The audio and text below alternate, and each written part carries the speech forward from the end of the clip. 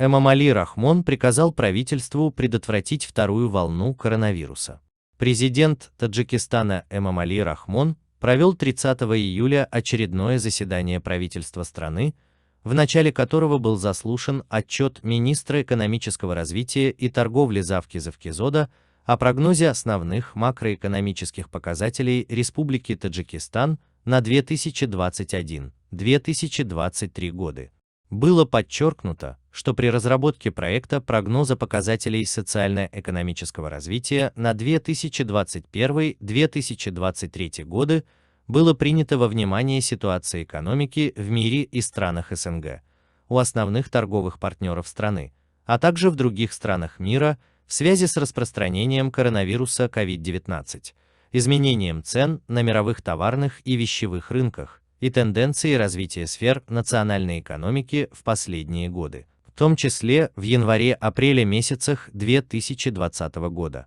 Как сообщает пресс-служба главы государства, Эмомали Рахмон, с учетом ситуации в мировой экономике, распространения коронавируса, влияния внешних факторов на экономику страны, поручил правительству, министерствам и ведомствам, исполнительным органам государственной власти областей, городов и районов во имя устранения сложившихся недостатков и проблем широко и эффективно использовать все возможности и наладить среди населения разъяснительные работы по производству и заготовке необходимого количества продуктов питания. Члены правительства страны обсудили проекты ряда законов, в том числе проект закона РТ о внесении поправок в закон о внутреннем аудите в организациях государственного сектора,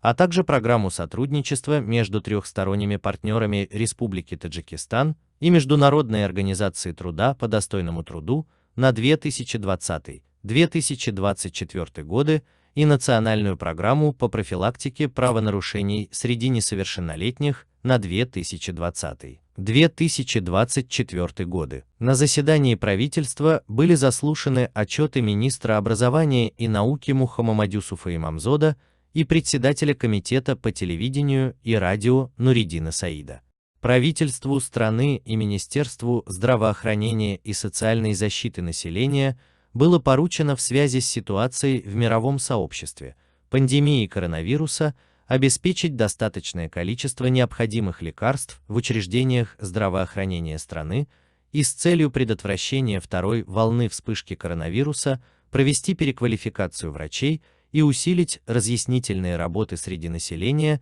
для соблюдения санитарно-гигиенических правил.